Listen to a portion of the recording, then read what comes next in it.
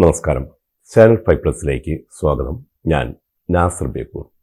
ഇന്നലെ Valentine's day ആയിരുന്നു. എന്തൊരു പുകിലായിരുന്നു.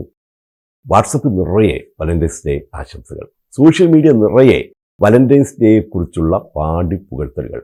കാമുകി കാമുകന് ഗിഫ്റ്റ് കൊടുക്കുന്നു, കാമുകൻ കാമുകിക്ക് കൊടുക്കുന്നു, ഭാര്യ ഭർത്താവിനും ഭർത്താവ് ഭാര്യയ്ക്കും കൊടുക്കുന്നു.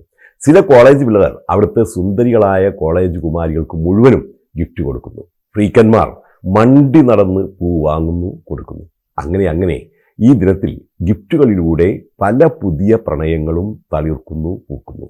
ചിലതെല്ലാം വാടുകയും കൊഴിയുകയും ചെയ്യുന്നു. ചുരുക്കത്തിൽ ഗിഫ്റ്റുകളുടെ ഒരു പുകിൽ. ആദ്യമൊക്കെ ഒറ്റ ദിവസമായിരുന്നു വാലന്റൈൻസ് ഡേ ആഘോഷിച്ചിരുന്നത്. എന്നാൽ ഇപ്പോൾ വാലന്റൈൻസ് ഡേ മാറ്റി വാലന്റൈൻസ് വീക്ക് ആക്കിയിരിക്കുകയാണ്. ഓരോ ദിവസവും ഓരോ തരത്തിലുള്ള ഗിഫ്റ്റ് കൊടുക്കാനുള്ള ദിവസമാണ്. ഇത് വാസ്തവത്തിൽ ഗിഫ്റ്റ് കമ്പനികളും ജ്വല്ലറികളുമെല്ലാം ഉണ്ടാക്കിയ ഒരു കൃത്രിമ പുകിലാണ്. അതിനപ്പുറം ഒന്നുമില്ല. അല്ലെങ്കിൽ പ്രണയത്തിനെതിരെ ഒരു ദിനം. ദി ലാസ്റ്റ് സോങ് പോലെയുള്ള മനോഹരങ്ങളായ നോവലുകൾ എഴുതിയ നിക്കോളസ് സ്പാർക്സ് പറഞ്ഞ പോലെ പ്രണയം കാറ്റിനെ പോലെയാണ്. കാണാനാവില്ല, അനുഭവിക്കാനേ പറ്റൂ. അതിന് ദിനമോ കാലമോ കാതമോ ഒന്നുമില്ല. അതവിടെ നിൽക്കട്ടെ. പലരും ഈ ദിനത്തിൽ അവഗണിക്കുന്ന ഒരു വിഭാഗമുണ്ട്. പ്രണയം തകർന്നവർ, പ്രണയം പരാജയപ്പെട്ടവർ, പ്രണയത്തിൽ കുടുങ്ങി തലയൂരാൻ പറ്റാത്തവർ. അവർക്ക് വാലന്റൈൻസ് ഡേയുമില്ല, വീക്കുമില്ല. പക്ഷേ അവർക്കും ഒരു ദിനമുണ്ട്. അതാണ് ഇന്ന് വാലന്റൈൻസ് ഡേക്ക് തൊട്ട് പിറകെയുള്ള ദിനം. അതെ, ഫെബ്രുവരി 15, പ്രണയം നഷ്ടപ്പെടുത്തുന്നവരുടെ പ്രതീക്ഷയുടെ ദിനം, സ്ലാപ്പ് ഡേ. ഇത് പ്രണയിക്കുന്നവരുടെ അല്ല, പ്രണയം നഷ്ടപ്പെട്ടവരുടെ, പ്രണയത്തിൽ അടി കിട്ടിയവരുടെ, പ്രണയത്തിൽ പരിതപിക്കുന്നവരുടെ ദിനമാണ്. അവർ പ്രതീക്ഷയോടെ പുതിയൊരു ജീവിതത്തിലേക്ക് കടക്കേണ്ട ദിനം. ഒരു തമാശ എന്ന നിലയിലാണ് ഇത് ആദ്യമൊക്കെ ആഘോഷിച്ചിരുന്നതെങ്കിലും ഇന്ന് ഇത് പാശ്ചാത്യ രാജ്യങ്ങളിൽ ഏറെ ജനപ്രീതി നേടിയ ഒരാഘോഷമാണ്.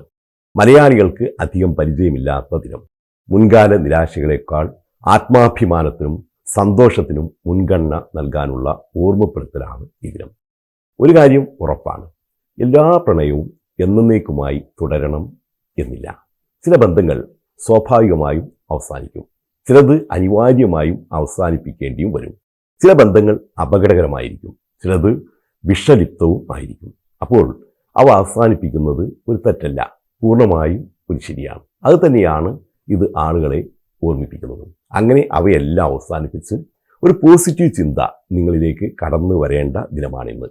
പല പ്രണയവും തുടങ്ങുന്നത് വാലന്റൈൻസ് ഡേയിലാണെങ്കിൽ പല പ്രണയവും അവസാനിപ്പിക്കുന്നത് സ്ലാപ്പ് ഡേയിലാണ്. കാരണം ചില പ്രണയങ്ങൾ അങ്ങനെയാണ്. കുഞ്ഞിനി മാഷിൻ്റെ ഒരു കുഞ്ഞു കവിതയുണ്ട്. അതിങ്ങനെയാണ്: കേട്ടപ്പോൾ കാണാൻ തോന്നി, കണ്ടപ്പോൾ കെട്ടാൻ തോന്നി, കെട്ടി നോക്കിയപ്പോൾ അയ്യോ കഷ്ടം, പെട്ടുപോയെന്നും തോന്നി.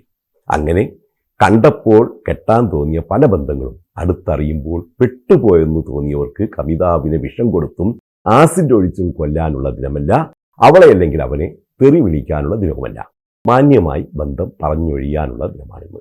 വിഷലിപ്തമായ ബന്ധങ്ങൾ അവസാനിപ്പിച്ച് പുതിയ പ്രതീക്ഷയോടെ മുന്നോട്ട് നീങ്ങാനുള്ള ദിനം. അതുപോലെ പ്രണയ നിരാസത്തിൽ നൈരാശ്യം അനുഭവിക്കുന്നവർ, കാമുകിയോ കാമുകനോ തേച്ചിട്ട് പോയതിൽ തേങ്ങുന്നവർ, അവർക്കെല്ലാം അതിൽ നിന്നും മോചനം നേടി പുതിയൊരു നല്ല തുടക്കത്തിനുള്ള ദിനം കൂടിയാണ് ഇന്ന്.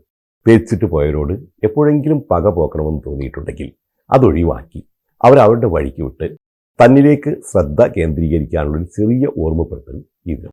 എന്തിനു വെറുതെ അവരുടെ പുറകെ പോകണം? നമുക്ക് വേണ്ടപ്പെട്ടവരുടെ കൂടെ മാത്രം നടക്കാം. അതെ, ഇന്ന് ഫെബ്രുവരി 15 സ്ലാപ്പ് ഡേ, പ്രണയത്തിൽ അടി കിട്ടിയവരുടെ ദിനം. നിങ്ങൾ പ്രണയത്തിൽ അടി കിട്ടിയവരാണെങ്കിൽ അടങ്ങി ഒതുങ്ങി കരഞ്ഞിരിക്കേണ്ട, പ്രതീക്ഷയോടെ മുന്നോട്ട് നീങ്ങുക. ഈ ദിനം നൽകുന്ന സന്ദേശം അതാണ്. ഇത് നിങ്ങളുടെ ദിനമാണ്. അപ്പോൾ എല്ലാ തേച്ചിട്ട് പോയവർക്കും പ്രണയ നൈരാശ്യം അനുഭവിക്കുന്നവർക്കുമെല്ലാം എൻ്റെ ഹൃദ്യമായ slap day wishes. Wish you good luck.